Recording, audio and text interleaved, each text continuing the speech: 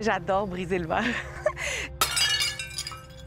Je me souviens qu'à un moment donné, j'étais en peine d'amour, je braillais, j'étais comme inconsolable. Là. Puis mon père m'avait dit, là, Catherine, là, ça suffit. T'arrêtes de brailler tout de suite, tu t'en vas en arrière de l'atelier, tu prends la masse qu'il y a ici, puis il y a un gros bloc de verre, fait que va fesser là-dessus.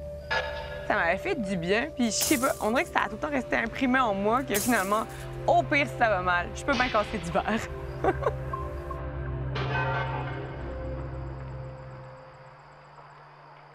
J'habite à l'étang du Nord avec mon copain, dans une yourte.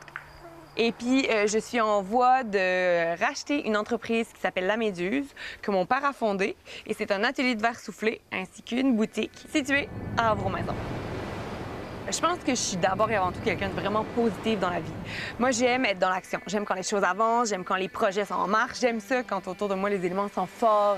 Tu sais, j'aime ça m'exposer dans les tempêtes, être dans les gros vents, aller dans les grosses vagues.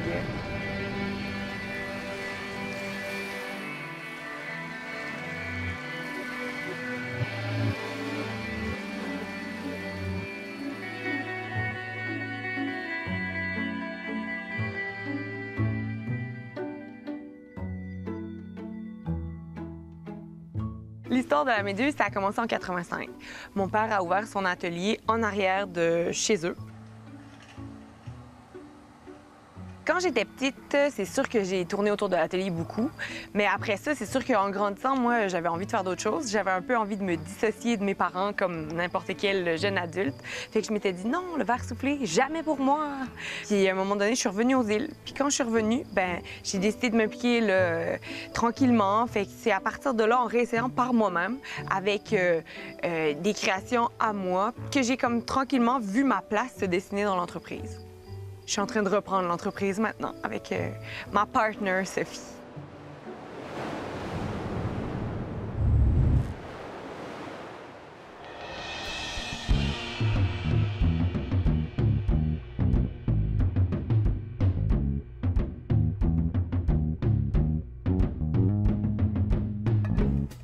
Moi, je me considère toujours en recherche et développement. C'est vraiment le terrain dans lequel je suis à l'aise puis que j'aime, en fait, avancer. Nous, on fabrique beaucoup de pièces qu'on va des fois rater, mettre de côté. Tout ce qui est du rejet ou de la perte, pour moi, c'est vraiment de la matière brute. C'est vraiment ma mine d'or, elle est là. C'est des pièces qui ont des histoires, c'est des pièces qui ont déjà vécu, mais qui n'ont pas abouti. Je crée des histoires à partir de genre d'histoires avortées, un peu.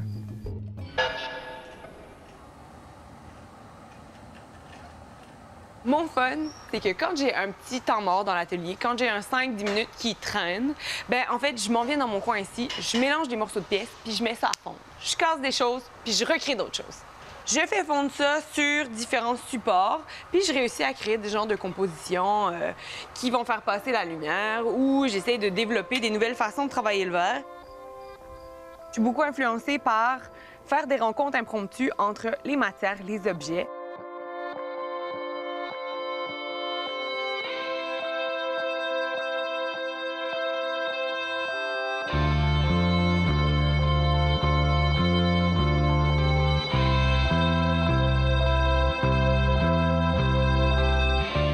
Pour moi, le bleu, la mer, l'horizon, c'est comme de l'espace à penser.